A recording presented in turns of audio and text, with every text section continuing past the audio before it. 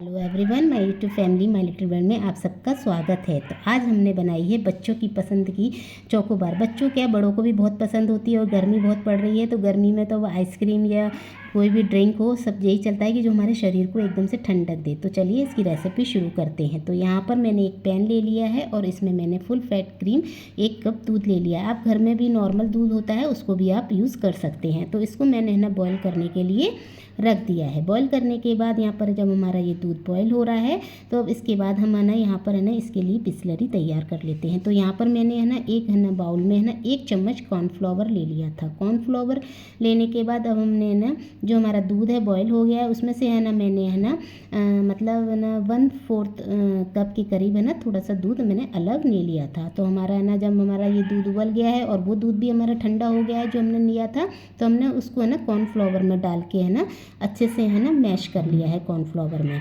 तो यहाँ पर हमने उस दूध से है ना इस कॉर्नफ्लावर का ना घोल बना लिया है और इस घोल को हम है ना जो हमारा जो दूध बॉयल हो रहा है इसमें डाल देंगे। तो हम थोड़ा थोड़ा करके डालेंगे और इसको चलाते जाएंगे।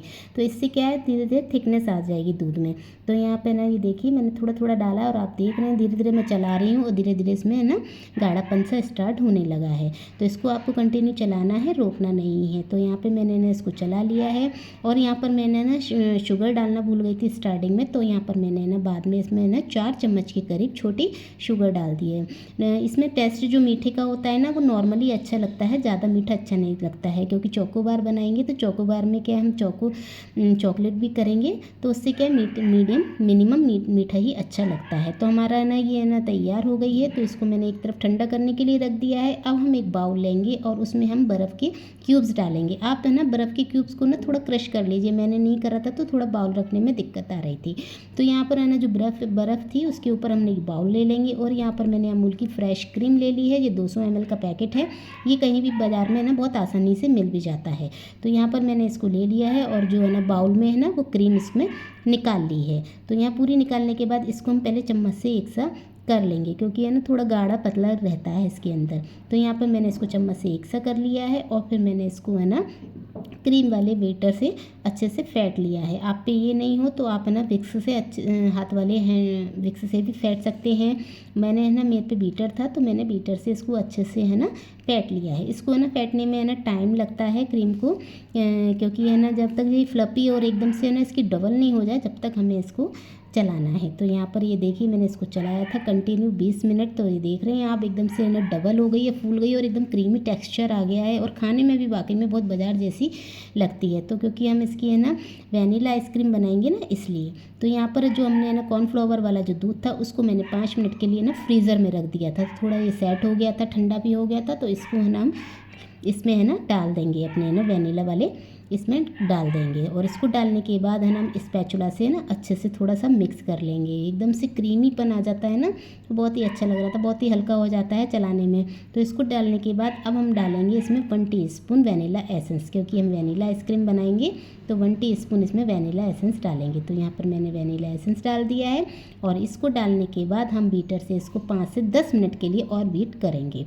जिससे कि हमारी सब चीज़ अच्छे से मिक्स हो जाए और जो हमारी आइसक्रीम है ना वो बहुत ही सॉफ्ट बने।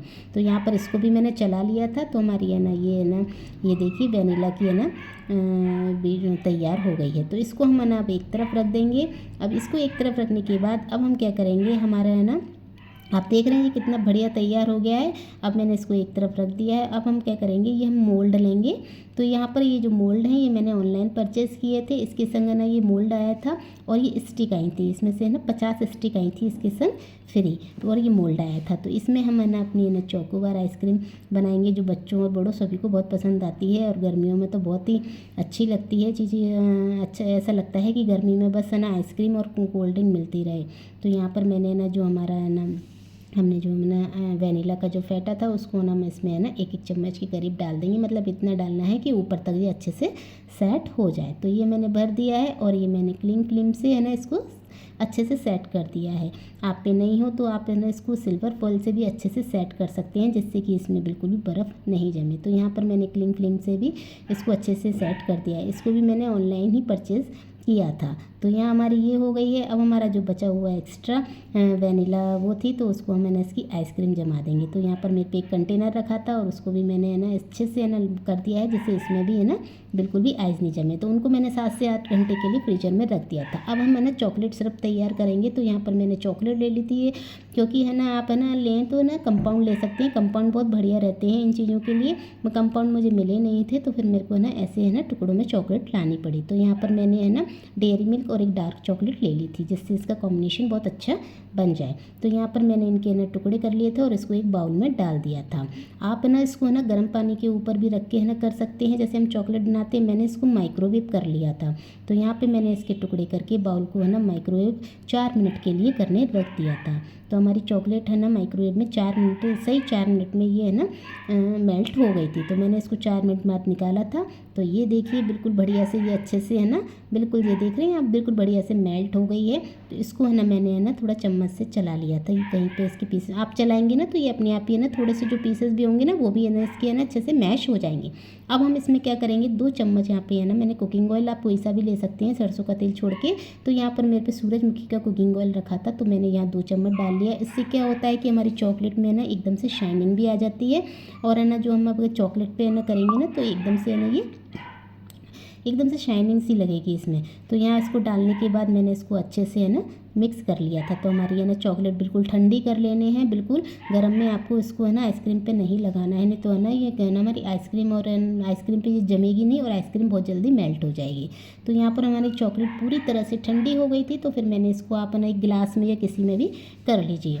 तो मैंने इसको कर लिया था और 7 से 8 घंटे के बाद मैंने ये आइसक्रीम निकाल ली थी, इसकी क्रीम हटा दी थी।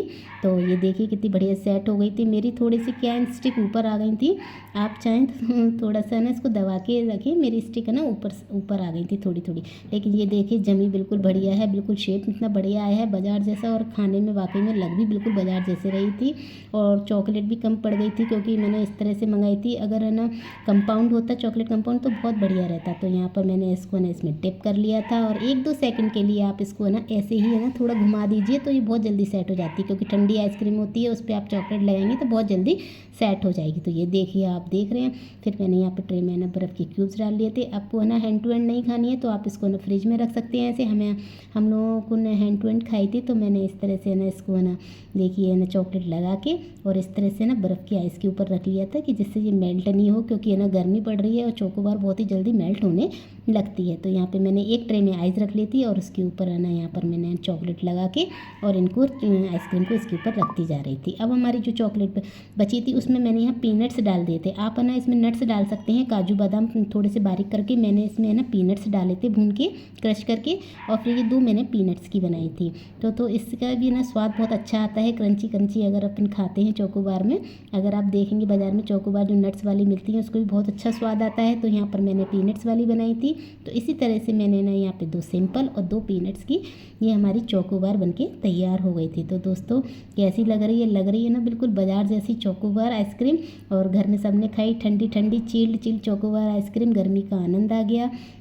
तो दोस्तों कैसी लगी हमारी चोकोबार होममेड आइसक्रीम? अगर अच्छी लगी है तो वीडियो को प्लीज़ लाइक और सब्सक्राइब जरूर कीजिए। और मेरी जो चॉकलेट बच गई थी उसकी मैंने इस तरह से चॉकलेट जमा दी थी। तो सब चीज़ है ना यूजुअल काम आ गई थी। तो दोस्तों कैसी लगी वीडियो? अच्छी लगी है तो वीडियो को लाइक कीजिए। Bye bye.